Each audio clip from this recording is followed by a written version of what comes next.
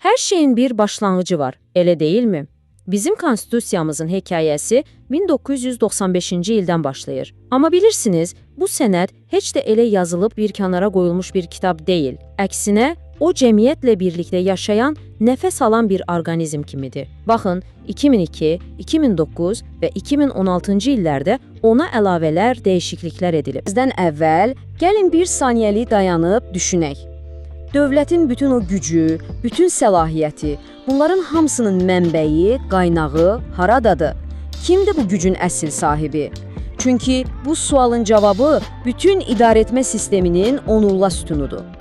Və cavab, Konstitusiyanın elə birinci maddəsində çox aydın, qəti və birmənalı şəkildə verilib. Birincisi, birbaşa hakimiyyətdir. Yəni, xalq öz sözünü ümumxalq səsverməsi, yəni referendum vasitəsilə birbaşa deyir. İkincisi isə nümayəndəli hakimiyyətdir. Bu zaman biz, yəni xalq, öz adımızdan danışmaq, qərarlar qəbul etmək üçün öz nümayəndələrimizi seçirik. Və əslində çox maraqlı bir mənzərə yaradır.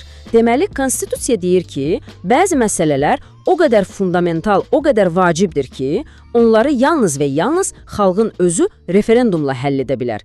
Məsələn, Konstitusiyanın özünü dəyişdirmək və ya dövlət sərhədlərini dəyişmək kimi.